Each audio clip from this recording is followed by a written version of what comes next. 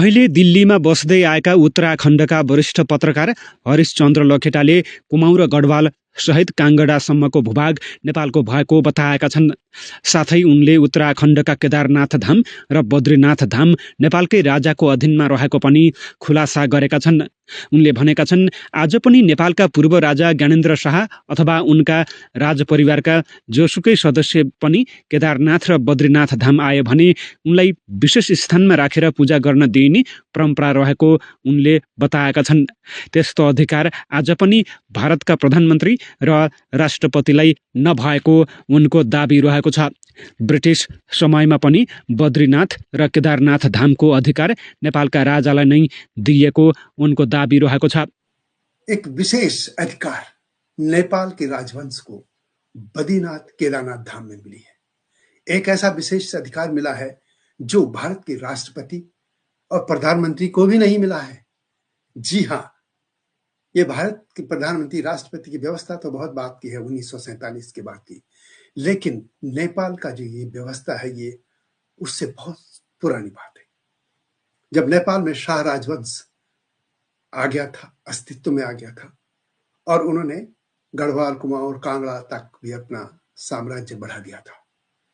लेकिन ऐसा नहीं कि वहीं तक था। जब वो साम्राज्य खत्म भी हो गया, नेपाल की सीमाएं जब काली नदी और तक ही रोक दी गई थी, पश्चिम में अलग देश नेपाल हो चुका था, उसकी सीमाएं तय हो गई थी, तब भी उसके बाद भी ये व्यवस्था कायम रही।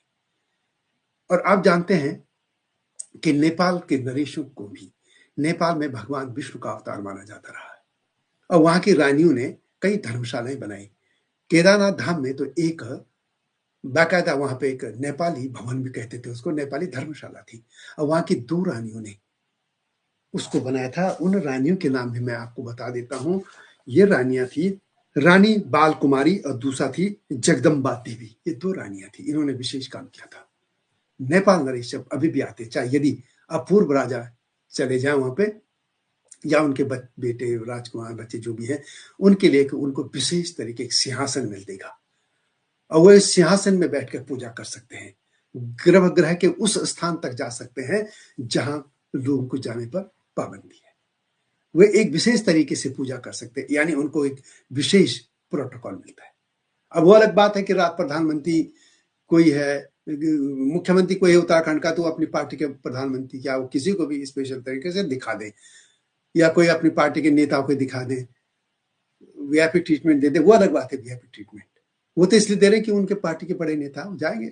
लेकिन नेपाल नरेश के लिए एक धार्मिक मान्यता है।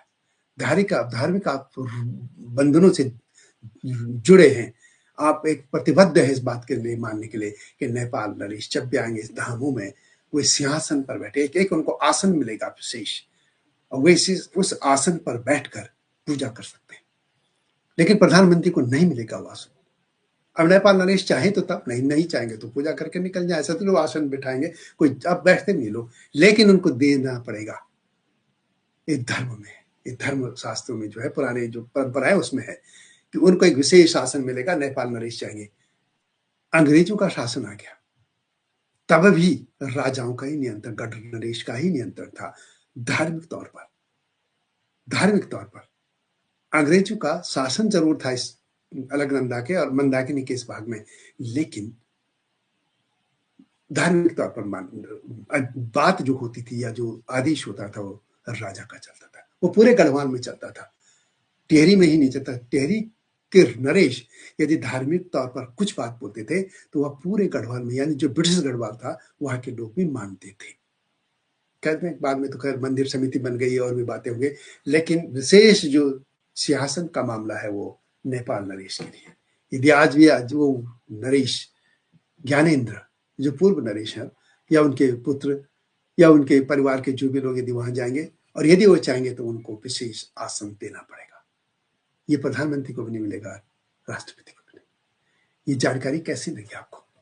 जरूर लिखेगा। और आपको इस तरह की जानकारी कौन कौन सी चाहिए मैं आपको बताता रहूंगा।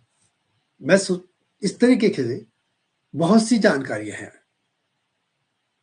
माँ सरस्वती की कृपा रही कि बहुत सी चीजें मुझे पढ़ने के लिए, मुझे किताबें मिली, अवसर भी मिला, मौका मिला, और मेरा पूरा प्रोफेशन भी पढ़ने में का वाला मिला जर्नलिज्म में। तो ये इच्छा थी पढ़ने की तो माँ सरस्वती की कृपा रही। तो अब आप सोचते हैं कि नेपाल को क्यों जोड़ता है, क्योंकि नेपाल भी, आप अपने बारे में तो बहुत जानते हैं, हिमाचल का आदमी हिमाचल के बारे में जानता है, गढ़वाल का गढ़वाल के बारे में जानता है, या गढ़वाल का हिमाचल के बारे में जानता है, कुमाऊं का बारे में जानता है, यानी उत्तराखंड का उधर, लेकिन नेपाल के बारे में लोग बहुत कम जानते हैं और हमको उस राष्ट्र के बारे में जानना चाहिए।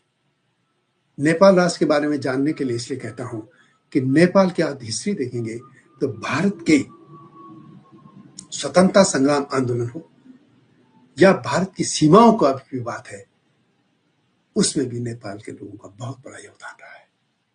अपना खून वो बहाते रहे हैं। एक दो और स्टोरी कल आ रही है आपके पास, वीडियो आएंगी, उनको जरूर देखिए।